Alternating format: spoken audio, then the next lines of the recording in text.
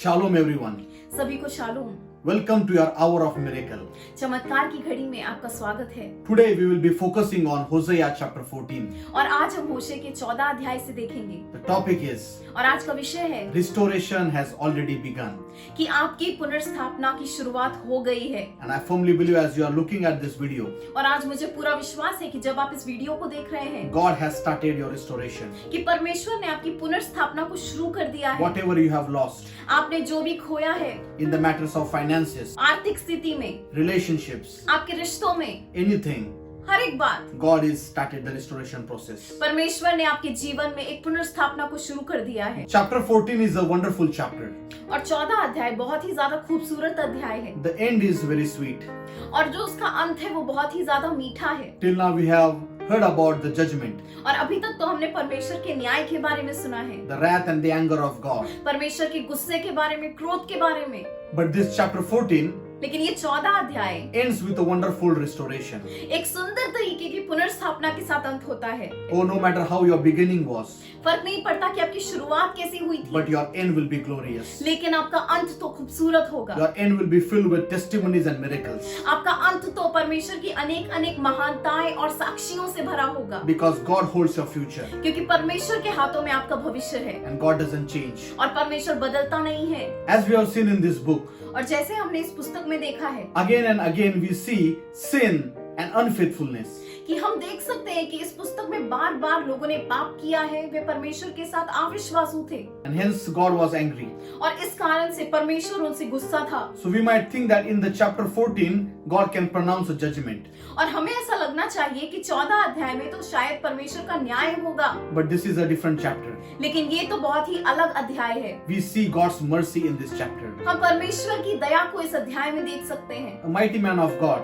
एक महान परमेश्वर का सेवक, We know Charles Spurgeon. हम जिनको जानते हैं, चार्ल्स स्पर्जन, Once he said, एक बार उन्होंने ऐसा कहा, no chapter in the Bible can be more in mercy than this last chapter of Hosea. कि होशे के 14 अध्याय में जितना ज्यादा दया के बारे में लिखा है उतना पूरी बाइबल में नहीं लिखा है। So that talks a lot about our God's nature.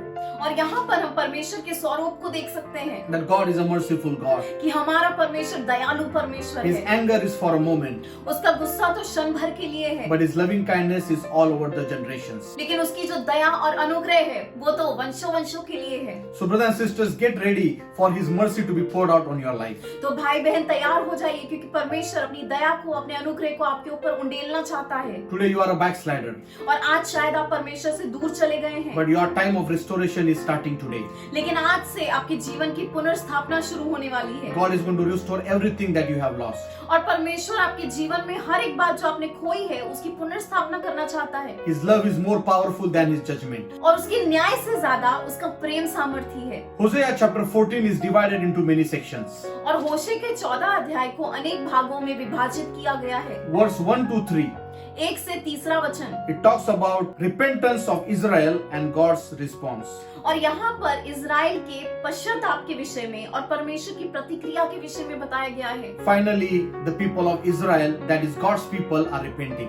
और अभी अंत में इजरायली लोग जो परमेश्वर के लोग थे वे पश्चाताप कर रहे हैं, They are obeying the word of God. वे परमेश्वर की आज्ञा मानने के लिए तैयार हैं। No matter what you have done, brothers and sisters, भाई बहन फर्क नहीं पड़ता आपने आज क्या किया है, you can always repent and come back to God. आप हमेशा पश्चाताप कर सकते हैं और परमेश्वर के पास वापस आ सकते हैं। If you want God to restore your life, और अगर आप चाहते हैं कि परमेश्वर आपके जीवन में पुनर्स्थापना करे, take the first step of repentance. सबसे पहला कदम उठाइए और पश्चाताप कीजिए, Turn back to God. परमेश्वर के पास वापस मुड़िए। Hosea chapter 14 and verse 1, it says, Return, O Israel, to the Lord your God, for your sins have brought you down. होशे का 14 अध्याय और पहला वचन, हे इजराइल, अपने परमेश्वर यहोवा के पास लौट आ, क्योंकि तूने अपने अधर्म के कारण ठोकर खाई है। Just as God told the children of Israel 1000 years back, He is telling you the same.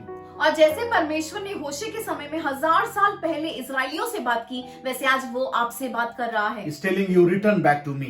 और आज वे आपसे कह रहा है कि मेरे पास वापस आ जाओ। Your sins are bringing you down. आपके पापों के कारण आप ठोकर खा रहे हैं। It is your sins that are bringing you down. और ये तो आपके पाप है जिसकी वजह से आप ठोकर खा रहे हैं। Not God, not any other thing. और ये परमेश्वर नहीं है या कोई और बात नहीं है। That's why we need to deal with our sins. और इसके कारण हमें अपने पापों को गंभीरता से लेना है। God says, return back to me. और परमेश्वर यहाँ पर कह रहा है मेरे पास वापस आ जाओ। Return back from following all those images. और वो सारी ऐसी प्रतिमाओं के पीछे जाने की बजाय मेरे पीछे आओ। Come to me मेरे पास आओ with all of your heart. तुम्हारे पूरे दिल के साथ। This verse tells us that your sins have brought you down. और ये वचन कहता है कि तुम्हारे पाप ने ही तुमको ठोकर खिलाई है। To brought you down means, और ऐसा ठोकर खाना मतलब in Hebrew it means a calamity is visiting you. इब्री में अगर हम उसका मतलब देखें तो उसका अर्थ होगा विपत्ति आना। So a lot of times when the calamities come in the lives of people is because of their sins. और अनेक बार जब लोगों के जीवन में विपत्तियां आती हैं तो वो इस कारण आती हैं क्योंकि लोगों के जीवन में पाप है। So today if you see many calamities, we need to repent. और अगर आज हम अपने आसपास अनेक विपत्तियां देख सकते हैं तो आज हमें पश्चाताप करना जरूरी है। There was an example. और एक उदाहरण बताया जाता है। A man used to come in the church and pray. और एक व्यक्ति आता था और वह कलीसिया में आके प्रार्थना करता था। And used to pray in such a way. और वह इस तरह से प्रार्थना करता था। Lord, take the cobwebs out of my life. परमेश्वर ये सारे मकड़ी के जालों को मेरे जीवन से निकाल दे। Again and again he used to pray this same prayer. हर वक्त वह यही प्रार्थना करता था। The pastor used to hear this prayer. और पासवान हमेशा उस प्रार्थना को सुनते थे। One day the man comes again to the church और एक दिन ये व्यक्ति फिर से कलीसिया आता है and begin his prayer. और फिर से प्रार्थना करना शुरू करता है। Lord, take the cobwebs out of my life. परमेश्वर ये मकड़ी के जालों को मेरे जीवन से हटा दे। So pastor comes and interrupts him और पासवान आते हैं और उसको रोकते हैं। and he says, Lord, please kill the spider. और वो कहते हैं परमेश्वर तू मकड़ी को ही मार डाल। Kill the source. और वो सोत्र है उसी को मार डाल। Just as this man, lot of time we just pray the prayers but we don't go to the source.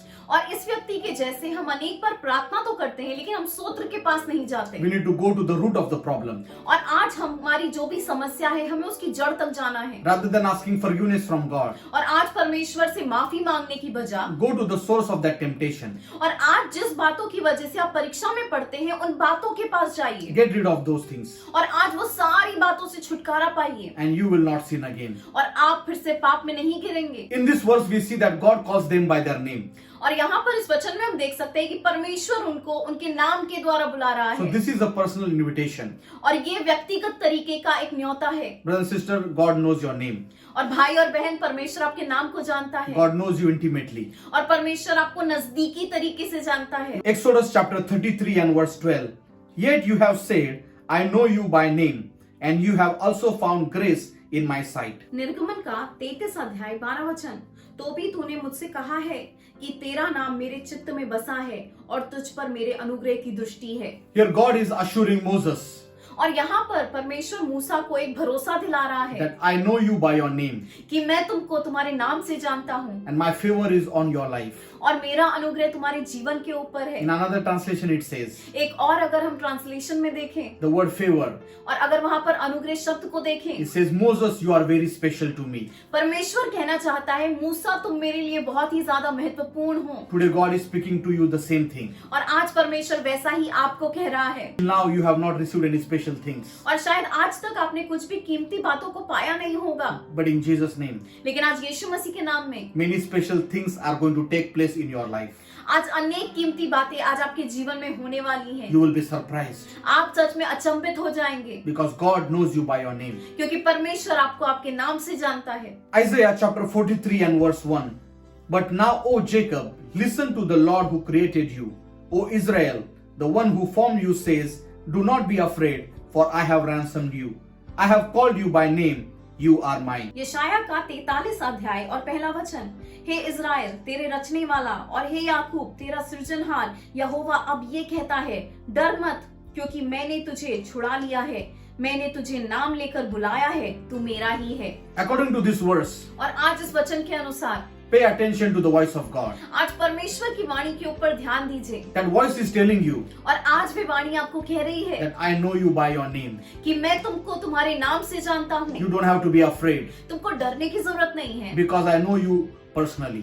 क्यों? क्योंकि मैं तो तुमको व्यक्तिगत रूप से जानता I हूँ। have purchased you मैंने तुमको खरीदा है and I have given you a new name. और मैंने तुमको एक नया नाम दिया है। Isaiah chapter 49 and verse 1. Before I was born, the Lord called me. From my birth, he has made mention of my name. यशाया का 49 अध्याय और पहला वचन।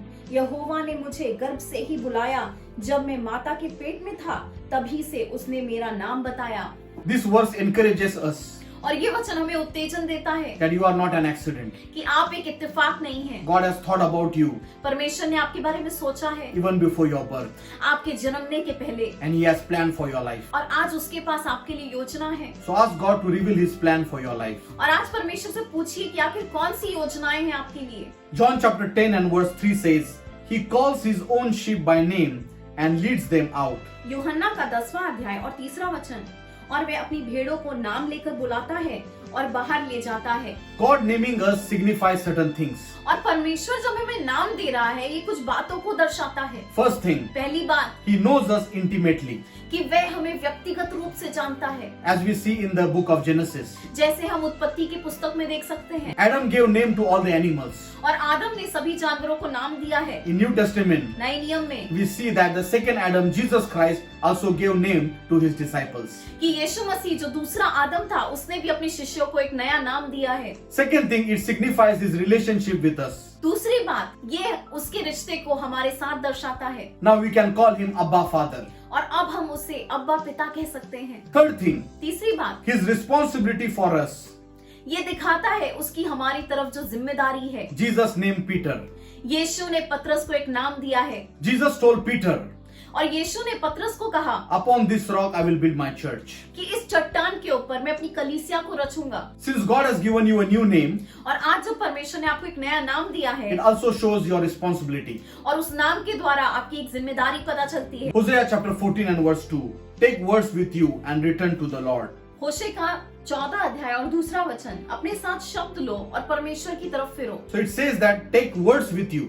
और यहाँ पर बोला गया है कि अपने शब्दों को लो। We see in the law of Moses, और हम मूसा की व्यवस्था में देख सकते हैं whenever people went to visit God, कि जब भी लोग परमेश्वर से मिलने जाते थे, they always took something with them. वे हमेशा कुछ लेकर परमेश्वर के पास जाते थे। They cannot go empty-handed before God. वे कभी भी परमेश्वर के सामने खाली हाथ नहीं जा सकते। That's why we see even the 3 wise men, और इसके लिए हम 3 ज्ञानी लोगों को देख सकते हैं। when they came to meet Jesus, जब वे यीशु को मिलने आए हैं, they brought gifts. वे कुछ उपहारों को लाए हैं। So when we are going to God, और जब हम परमेश्वर के पास जा रहे we हैं, need to take something to Him. हमको उसके पास कुछ ले जाने की जरूरत है। What type of words? कैसे शब्दों को लाना है? Number 1, सबसे पहली बात, take away all my iniquity and receive me graciously.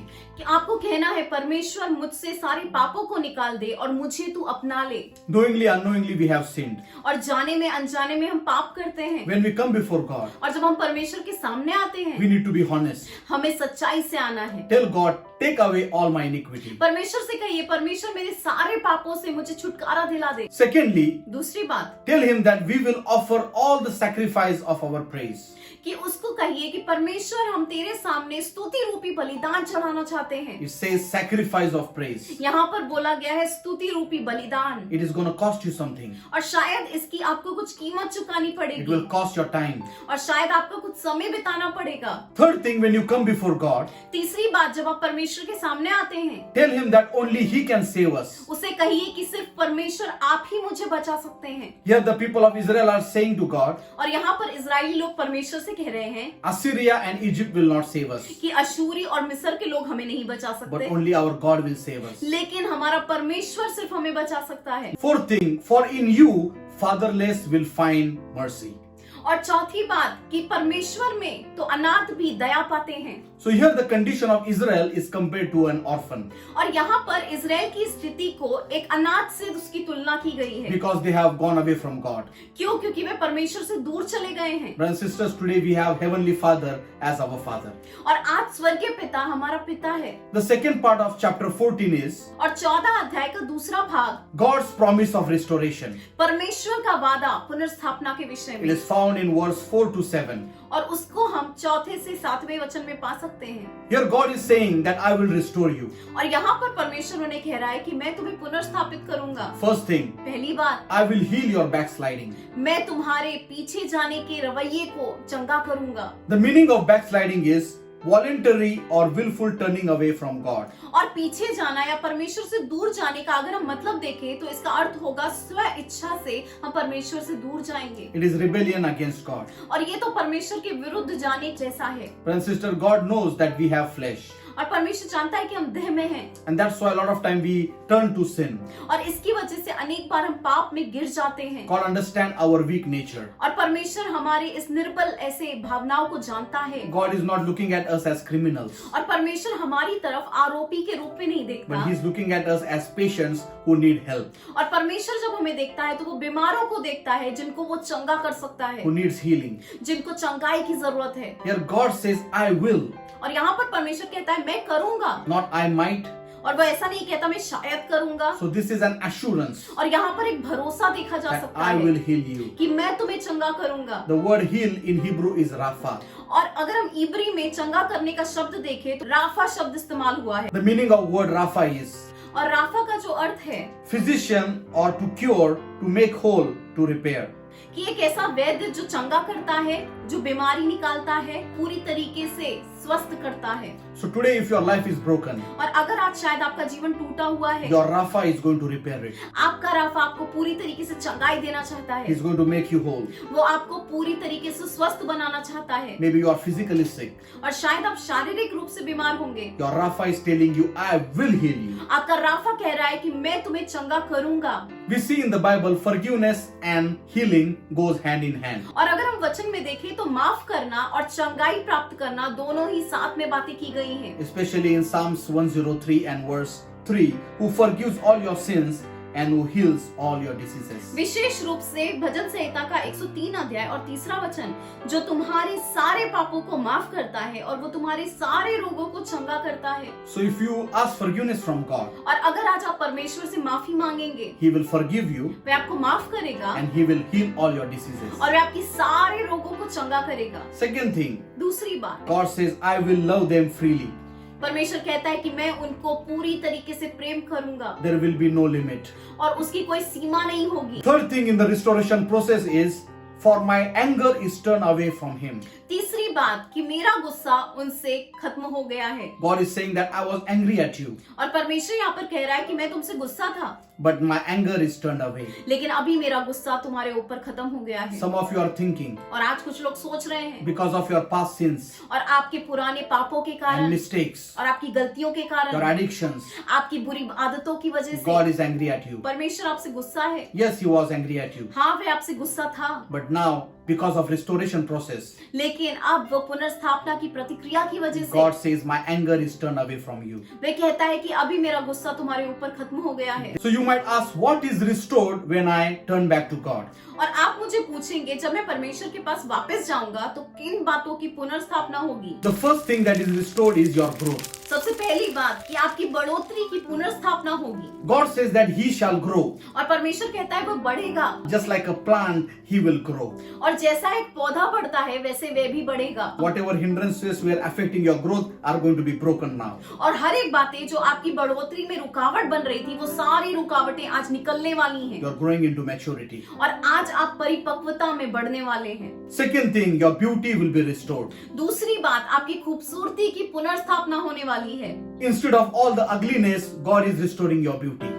और आज सारी कुरूपता की वजह परमेश्वर आपकी सुंदरता को बढ़ा रहा है। Maybe you might be thinking yourself as an ugly person, और शायद आज आप अपने आप को एक बदसूरत के रूप में देखते होंगे, but God is restoring your beauty. लेकिन आज परमेश्वर आपकी खूबसूरती को पुनर्स्थापित कर रहा है। So here God is using few examples. और यहाँ पर परमेश्वर कुछ उदाहरण दे रहा है। God is comparing His people to lily. और यहाँ पर परमेश्वर उसके लोगों की तुलना सोसन से कर रहा है। Why God compares His people with the flower of lily? और आखिर परमेश्वर ने अपने लोगों की तुलना इस सोसन फूल से की है, Because this flower grows anywhere. क्योंकि ये जो फूल है वो कहीं पर भी उग सकता है। It can grow in mountain, it can grow in valley, in desert, anywhere. और इस फूल की ये विशेषता है कि वे पर्वत पर बढ़ सकता है, खाई में बढ़ सकता है, रेगिस्तान में भी बढ़ सकता है, It can grow anywhere. और ये कहीं पर भी बढ़ सकता है। So God is saying that same thing about you. और आज परमेश्वर आपके बारे में भी यही बात कह रहा No है। matter wherever you are, फर्क नहीं पड़ता आज आप कहाँ पर हैं, no matter where He plants you, फर्क नहीं पड़ता आज उसने आपको कहाँ पर रखा है, you will grow there. आप वहाँ पर बढ़ेंगे। Lily is a sweet and fragrant flower with a strong scent. और सोसन जो फूल है वो बहुत ही ज्यादा खूबसूरत होता है और उसकी बहुत ही ज्यादा सुंदर सुगंध होती है। So wherever God's people are, और जहाँ पर भी परमेश्वर के लोग हैं, they can reflect a strong scent, और वो भी परमेश्वर की सुगंध को लोगों तक पहुंचा सकते and हैं। that is the aroma of the gospel. और वे है एक सुसमाचार की सुंदर ऐसी सुगंध। Another thing, lily is fruitful. सोसन फूल फलदायी है One plant can produce another 50 plants. और एक पौधा 50 पौधों को उत्पन्न कर सकता है। Similarly, it can happen in your life. और आज वैसा ही आपके जीवन में भी हो सकता है। Your one life can bring thousands of people to Christ. और आपके एक जीवन के द्वारा हजारों लोग परमेश्वर के राज्य में आ सकते हैं। Another thing about lily. और एक और बात जो हम इस सोसन फूल के बारे में जानते हैं, One ancient writer named Pliny, और प्लिनी नाम के एक लेखक थे, he says, उन्होंने कहा है lily is the tallest of flowers, yet hangs its head down. कि सोसन जो फूल है वो सबसे ज्यादा लंबा रहता है लेकिन उसका सर हमेशा झुका रहता है। It tells us about the humility. और ये हमें दिखाता है नम्रता के विषय में। Another thing, lily has many medicinal qualities. और सोसन फूल में अनेक ऐसी वैदिक विशेषताएं हैं। According to the ancient books, और अगर हम पुरानी ऐसी पुस्तकें पढ़ें, this lily was used to restore a lost voice. सोसन फूल से खोई हुई आवाज भी लोगों को वापस मिल सकती है। Same thing will happen through your life. और आज वैसा ही आपके जीवन से भी होगा। Through your life, आपके जीवन से many will be healed. अनेक लोगों को चंगाई मिलेगी। You can be a voice to the voiceless. और आज आप ऐसे लोगों की आवाज बनेंगे जिनकी आवाज नहीं है। Another thing that God is restoring is your strength. और परमेश्वर आपके बल को भी पुनर्स्थापित कर रहा है। Maybe you are feeling weak, और शायद आज आप इस समय में अपने आप को कमजोर मानते but होंगे, God says, I am going to restore your strength. लेकिन परमेश्वर कह रहा है कि मैं तुमको वापस बलवान बनाने वाला हूँ। In this verse we see, इस वचन में हम देख सकते हैं, He shall cast forth his roots as Lebanon. इस वचन में हम देख सकते हैं, वे लेबनान की भांति अपनी जड़ को फैलाएगा। So we see that God's people are compared with Lebanon. और यहाँ पर परमेश्वर के लोगों की तुलना लेबनान से की गई है। The word Lebanon means pleasant forest. और लेबनान का अगर हम अर्थ देखें तो एक खूबसूरत तरीके का एक जंगल। The cedar trees of Lebanon were very strong and were the best. Lebanon के देवदारू वृक्ष जो थे वो बहुत ही ज्यादा मजबूत थे और बहुत ही ज्यादा अच्छे थे। And that's why Solomon used these trees while building the temple for God. और शलमोन राजा ने भी इस पेड़ को इस्तेमाल किया है परमेश्वर के मंदिर को बनाने के लिए। Its roots were very strong. उसकी जड़ बहुत ही ज्यादा मजबूत थी। No matter what storm came, और फर्क नहीं पड़ता कैसे तूफान आए, they stood strong. वे हमेशा ऐसे ही मजबूत तरीके से खड़े रहे हैं। Its roots penetrates deep into the earth. और उसकी जड़ इतनी ज्यादा मजबूती से अंदर तक गहराई में गई है। So this talks about foundation. और ये हमें बताता है बुनियाद के विषय में। God is restoring your foundation. परमेश्वर आज आपकी बुनियाद को पुनर्स्थापित कर रहा है। Another thing that God is restoring is your value. और आज परमेश्वर आपकी कीमत को भी ऐसे पुनर्स्थापना कर रहा है। As we see in this verse, his beauty shall be like an olive tree. और यहाँ पर वचन कहता है कि उसकी खूबसूरती तो एक जैतून के पेड़ के समान होगी। All over the Bible, we see olive tree is mentioned again and again. और पूरे संपूर्ण बाइबल में जैतून के पेड़ के बारे में बार बार लिखा हुआ है। The first mention is in the time of flood when the dove brought the branch of olive to Noah. सबसे पहली बार हम जैतून के विषय में तब देखते हैं जब बाढ़ आई थी और नूह के समय एक कबूतर एक छोटे से जैतून की डाली लेकर आया था। Olive or olive tree is representing the anointing. और जैतून या जैतून का पेड़ हमें अभिषेक के विषय में बताता है। Because anointing is very costly. क्योंकि जो अभिषेक है वो बहुत ज्यादा कीमती है। You cannot buy anointing. आप कभी भी अभिषेक को खरीद नहीं सकते। So God is saying that I am restoring your value. और आज परमेश्वर कह रहा है मैं तुम्हारी कीमत को पुनर्स्थापित करने वाला हूँ। Another thing that is restored is your abundance. परमेश्वर आपकी बहुतायत की भी पुनर्स्थापना करेगा। As it says, they shall revive as the corn, grow as the wine. जैसा लिखा हुआ है, जो उसकी छाया में बैठेंगे वे अन्न की नाई बढ़ेंगे, वे दाखलता की नाई फूले फलेंगे। Corn and wine represents prosperity, abundance and blessings. अन्न और दाखलता भरभराहट को, समृद्धि को और बहुतायत को दर्शाता है। So God is restoring your prosperity. और आज परमेश्वर आपकी समृद्धि की पुनर्स्थापना कर रहा है। Last thing, God is restoring your blessings. आखिरी बात, परमेश्वर आपके आशीर्वादों को भी पुनर्स्थापित करेगा। This verse tells us that I will be like a dew to Israel. और ये वचन हमें कहता है कि परमेश्वर कह रहा है वे अपने लोगों के लिए ओस के समान बनेगा। The word dew appears 34 times in the Bible. और बाइबल में ओस जो शब्द है वो 34 बार देखा जा सकता है। And it is compared to blessings. और उसकी तुलना आशीर्वादों से की गई है। God wants to restore your blessings. परमेश्वर आपके आशीर्वादों की पुनर्स्थापना करना चाहता है। In the Bible we see rain is also compared to blessing. Bible में बारिश की तुलना भी आशीर्वाद से की गई है। Rain is very loud. और बारिश बहुत जोर से होती है। Everyone can notice rain. सब लोग देख सकते हैं जब बारिश होती है, but dew is unnoticed. लेकिन ओस जब पड़ती है तब लोगों को दिखाई नहीं देती। It is very silent. वो बहुत ही शांत तरीके से होती है। So God is going to restore your blessings. और परमेश्वर आज आपके आशीर्वादों को पुनर्स्थापित करने वाला है, It might not make a sound. और शायद उससे कुछ आवाज नहीं होगी। Silently the blessings will be restored in your life. शांत तरीके से परमेश्वर वो आशीर्वादों को आपके जीवन में पुनर्स्थापित करेगा। It also talks about spiritual blessings because we cannot see them. और ये शायद आत्मिक आशीर्वादों के बारे में बोला गया है क्योंकि हम उन्हें देख नहीं सकते। We also see in Genesis chapter 27 and verse 28 when Isaac blesses Jacob with these words, "May God give you of the dew of heaven and of the fatness of the earth and plenty of grain and wine." उत्पत्ति के 27 अध्याय और 28 वचन में जब इसहाक याकूब को आशीर्वाद देता है वे ऐसा कहता है, इसलिए परमेश्वर तुझे आकाश से ओस और भूमि की उत्तम से उत्तम उपज और बहुत सा अनाज और नया दाख मधु दे। And one of the blessing is God will give you the dew of heaven. और यहाँ पर एक आशीर्वाद है कि परमेश्वर तुम्हें आकाश से ओस दे। So this is talking about heavenly blessings. और यहाँ पर इसका अर्थ है स्वर्गीय आशीर्वाद। Get ready for the heavenly blessings. और आज तैयार हो जाइए स्वर्गीय आशीर्वादों के लिए। Also it talks about these blessings in Psalms 110 and verse 3. The dew of your youth will be yours. और यहाँ पर हम भजन संहिता का 110 अध्याय और 3 वचन में भी देख सकते हैं कि तेरी जवानी तो ओस के समान तेरे पास है। Here we see youth represents your prime time or the time of your strength and power. और जवानी का जो समय होता है वह आपके सामर्थ्य का समय होता है, बल का समय होता है। Youth also means vision.